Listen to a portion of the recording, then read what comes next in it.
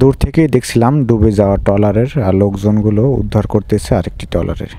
আমরা সেগুলো দেখে আমরা উদ্ধার করতে কাছে যাই। দর্শক, আমি আছি আপনাদের সাথে MS মামুন। আশা করি আপনারা সবাই বেশ ভালো আছেন। আজকে আপনাদের আমি দেখাতে চলেছি কোটি টাকার সম্পদ এবং 15 থেকে 20টি ফ্যামিলির স্বপ্ন নিমেষেই কীভাবে শেষ হয়ে যায় সেটি আজ আপনারা দেখতে চলেছেন।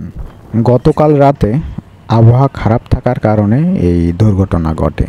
মূলত আমাদের চোখে পড়েনি, কারণ রাতের বেলায় আমরা দেখতে পাইনি, আর এগুলো দেখা সম্ভব না, কারণ আমরাও খুব বিপদের মুখেই ছিলাম।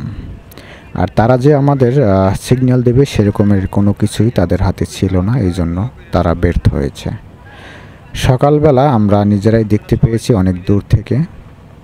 আমরা ছুটে আসলাম তাদের উদ্ধার করার জন্য। দর্শক, এই জেলে ভাইরা জীবনের মায়া ত্যাগ করে নিজের কথা না ভেবে বারবার ছুটে আসে এই ভয়াবহ দুর্ঘটনার সম্মুখে। কিসের জন্য? সেটা তাদের ফ্যামিলির সুখের জন্য, তাদের ফ্যামিলির কথা চিন্তা করে। মূলত উদ্ধার কাজ চলতেছে।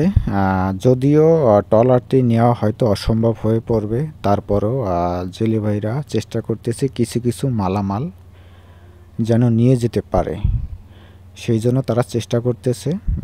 যেহেতু ওয়েদার খুবই ভালো হয়ে গেছে, এখন বর্তমানে ওয়েদারটা ভালো আছে, এই জন্য তারা চেষ্টা করতেছে কিছু মালামাল নিয়ে যেতে পারে কিনা।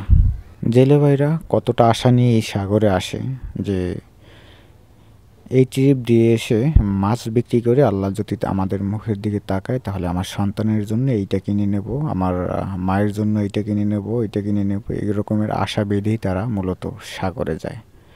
কিন্তু যখন তাদের এরকমের বিপদের সম্মুখীন হতে হয় তখন আসলে এটা অনেকটা কষ্টের বিষয়।